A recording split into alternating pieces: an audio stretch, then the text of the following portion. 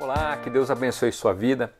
Eu estou aqui para refletir um pouco sobre a vida, sobre o que Deus quer de nós e sobre a gente tomar decisões que tornem a nossa vida mais livre, mais leve e mais abençoadora e relevante.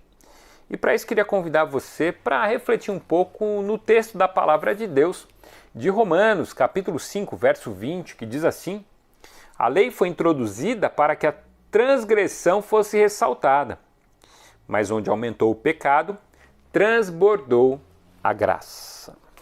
Eu gosto daquela tradução que diz assim: onde abundou o pecado, superabundou a graça.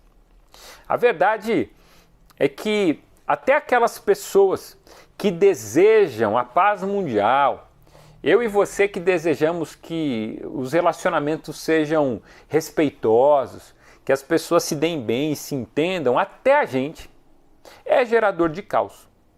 O caos está dentro de nós. Nós somos seres caóticos e geradores de caos por causa do pecado.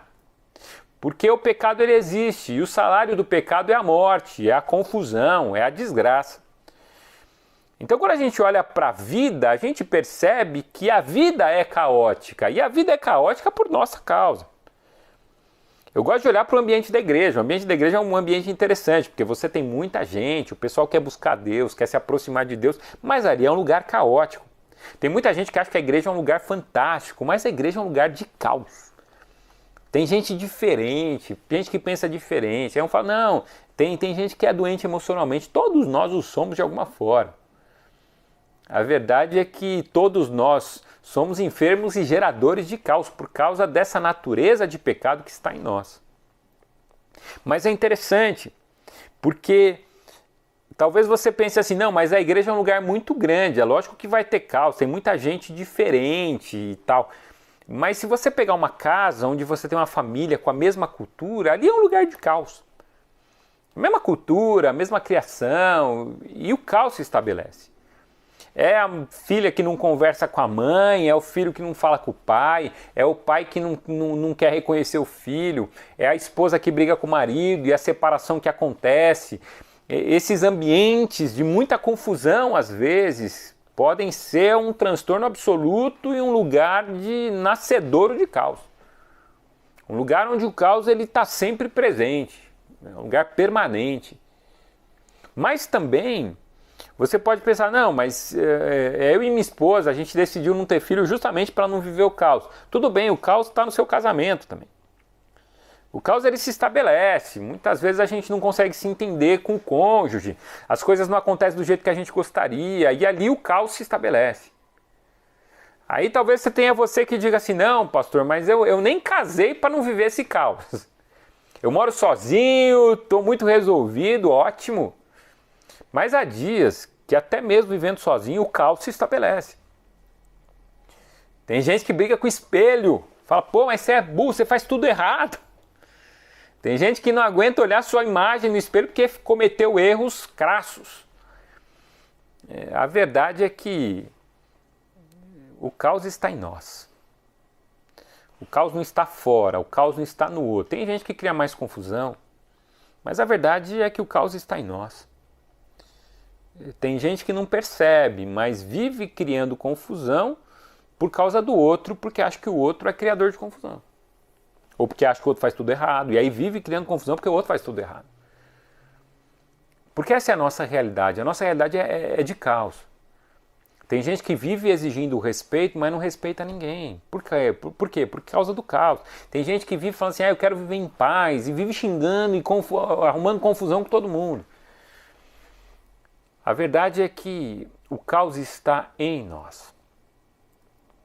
E é nessa realidade de caos, ou diante dessa realidade de caos, por causa do pecado, é que Deus olha para nós e nos oferece algo maravilhoso, porque Deus tem uma resposta para o nosso caos. E a resposta de Deus, ela é manifesta através da sua graça em Cristo Jesus. Porque da mesma forma que ele vai dizer que o salário do pecado é a morte, a Bíblia também vai dizer, através do apóstolo Paulo, que o dom gratuito de Deus é a vida eterna. Isso está no último verso do capítulo 6. Por mais que o salário, a produção do pecado seja a morte, o presente de Deus, gracioso para todos nós, é a vida eterna em Cristo Jesus. Ou seja, Deus responde a essa realidade do caos com uma realidade de vida. Ele vai dizer assim, por causa de um homem entrou o pecado no mundo, mas também foi por causa de um só homem que a remissão desses pecados é possível.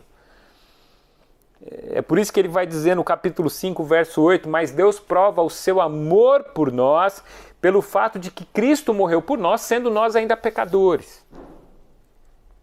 A gente não tinha feito nada de bom. A graça de Deus, ela se manifestou em nós, sendo nós ainda pecadores, fazendo tudo errado. É aquela sensação daquela pessoa que vem nos ajudar, sendo que a gente cometeu muitos erros, e ela não está preocupada em quais erros você cometeu. Ela está preocupada em te ajudar e te abençoar. E como é bom a gente sentir isso na vida. Gente que no meio do caos deseja oferecer a graça de Deus e ser um instrumento de graça. E diante dessas realidades a gente consegue entender cada vez mais a graça de Deus. É no caos em que a bondade aparece, é num caos de uma pandemia que de repente pessoas ligam, pessoas se interessam, pessoas nos abençoam, pessoas nos visitam, pessoas oram por nós e intercedem por nós. Isso é graça. É através do nosso caos interior que Deus ele manifesta o seu amor por nós. Deixa eu dizer uma coisa, às vezes a sua vida está um caos. Às vezes a sua família está uma bagunça. Às vezes os seus ideais, as suas ideias, os seus sonhos, está tudo bagunçado. E é nessas horas que Deus oferece uma direção através de alguém, ou através de uma própria oração e uma direção clara divina. Eu quero convidar você para você sair do caos e viver a graça. Porque tirar os seus olhos do caos e olhar para a graça de Jesus. Porque o texto diz que aonde abundou o pecado, a morte, a desgraça, o medo, superabundou a graça de Deus. Ou seja, aonde coisas ruins se manifestaram, a graça de Deus se manifestou de uma forma muito maior. E eu quero convidar você hoje para olhar para a graça de Deus, para desfrutar da graça de Deus, para esperar em Deus. Eu desejo que Deus te abençoe. Eu desejo que do caos você desfrute da vida.